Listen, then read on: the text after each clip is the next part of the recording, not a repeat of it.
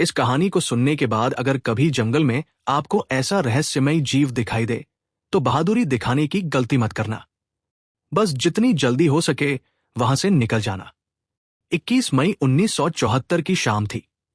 Argentina के घने जंगल में 39 वर्षीय लकड़हारा पोलार गोमस अपने हाथ में एक बड़ी माचेती और कुल्हाड़ी लिए जंगल के भीतर आगे बढ़ रहा था। रास्ते में आने वाली घनी झाड़ियों को काटते हुए वो लकड़ी की तलाश में काफी अंदर तक पहुंच चुका था। कुछ देर बाद उसकी नजर एक विशाल पेड़ पर पड़ी। उसने माचेती को नीचे रखा, कुल्हाड़ी को मजबूती से पकड़ा और पेड़ पर पहला वार करने ही वाला था कि अचानक उसकी नजर पेड़ के तने पर पड़े बेहद बड़े पंजों के निशानों पर गई। पहली नजर में उसे लगा कि शायद ये किसी भालू के निशान होंगे, लेकिन जब उसने उन्हें ध्यान से देखा तो उसके चेहरे का रंग बदल गया। निशान असामान्य रूप से बड़े, गहरे और चौड़े थे। ऐसा लग रहा था जैसे किसी विशालकाय जीव ने अपने पंजे पूरी ताकत से उस पेड़ पर गाड़ दिए हों। पोलार कोई नया लकड़हारा नहीं था। वह वर्षों से इसी जंगल में काम कर रहा था और इस इलाके का मालिक भी था। उसका छोटा सा केबिन भी यहीं पास में था। जंगली जानवरों से उसका सामना होना आम बात थी, इसलिए वह आसानी से डरने वालों में से नहीं था।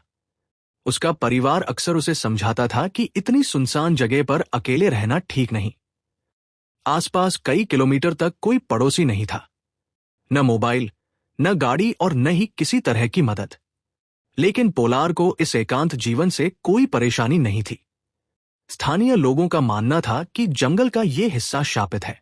उनका दावा था कि यहां रात के समय अजीब और रहस्यमयी जीव घूमते हैं जो इंसानों का शिकार करते हैं। मगर पोलार इन बातों को सिर्फ अंधविश्वास मानता था। उसने खुद से कहा, ये निशान किसी बड़े भालू के होंगे, किसी दैत्य के नहीं। और फिर पेड़ काटना शुरू कर दिया। जैसे ही भारी पेड़ जोरदार आवाज के साथ जमीन पर गिरा, उसी पल उसके पीछे से किसी विशाल जानवर की डरावनी गुर्राहट सुनाई दी। पोलार तुरंत पलटा, लेकिन पीछे कोई नहीं था। चारों तरफ सिर्फ घना जंगल था। ऊंचे पेड़, गहरा सन्नाटा और उसके अलावा वहां कोई दिखाई नहीं दे रहा था। कुछ पल के लिए वो खुद पर ही शक करने लगा।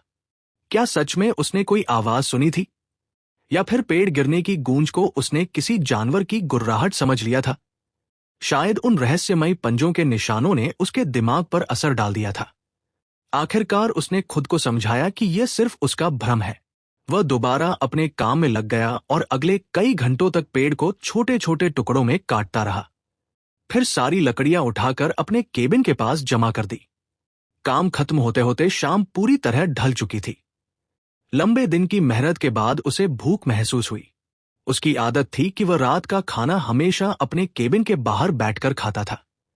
रात की ठंडी हवा, जंगल की आवाजें और खुला आसमान उसे सुकून देते थे। उस रात भी उसने पिछली रात का बचा हुआ स्टू निकाला और पास जल रहे चूल्हे पर गर्म होने के लिए रख दिया। फिर आराम से बाहर रखी मेज पर बैठ गया। लेकिन कुछ ही देर बाद उसे एक अजीब बात महसूस हुई। पूरा जंगल असामान्य रूप से शांत था। न झिंगुरों की आवाज, न पक्षियों की हलचल, न पत्तों की सरसराहट। सिर्फ चूल्हे में जलती आग की हल्की सी चटक सुनाई दे रही थी। पोलार अच्छी तरह जानता था कि जंगल में ऐसा सन्नाटा अक्सर किसी बड़े शिकारी की मौजूदगी का संकेत होता है। और तभी उसके दिमाग में फिर वही विशाल पंजों के निशान और वह रहस्यमयी गुर्राहट एक साथ लौट आए। पोलार के मन में अचानक ख्याल आया कि कहीं वही विशाल भालू दोबारा तो नहीं लौट आया। उसने सावधानी से अपने सामने फैले घने पेड़ों और झाड़ियों पर नजर दौड़ाई, लेकिन चारों तरफ सिर्फ गहरा अंधेरा और डरावना सन्नाटा था। कहीं भी कोई हलचल दिखाई नहीं दे रही थी। अब उसके अंदर बेचैनी बढ़ने लगी। उसने सोचा कि बाहर रुकना ठीक नहीं है, इसलिए वो केबिन के अंदर जाकर खाना खाने का फैसला करता है। जैसे ही वह दरवाजे तक पहुंचा, उसे याद आया कि उसका स्टू अभी भी चूल्हे पर गर्म हो रहा है। वह पलटकर फिर एक बार पूरे जंगल को देखने लगा। सब कुछ पहले जैसा शांत था। कोई आवाज नहीं, कोई हरकत नहीं। वो धीरे धीरे टेबल पार करके चूल्हे तक पहुंचा, आग बुझाई और जैसे ही स्टू उठाकर अंदर ले जाने लगा, अचानक किसी बेहद ताकतवर चीज ने पीछे से उसकी कमर पर जोरदार हमला कर दिया। वो संभल भी नहीं पाया था कि उसने नीचे देखा। किसी बड़े, बालों से ढके पंजे ने उसे पेट के पास से कसकर पकड़ रखा था। पहली नजर में उसे लगा कि यह कोई भालू है। अपनी जान बचाने के लिए पोलार पूरी ताकत से उससे भिड़ गया। धक्का लगने से वह आगे की ओर गिर पड़ा। उसकी माचेती चूल्हे के पास ही पड़ी थी। वह जमीन पर घिसटते हुए किसी तरह माचेती तक पहुंचा, उसे उठाया और पलटकर वार करने के लिए तैयार हो गया। लेकिन जैसे ही उसने उस जीव का चेहरा देखा, उसके पैरों तले जमीन खिसक गई।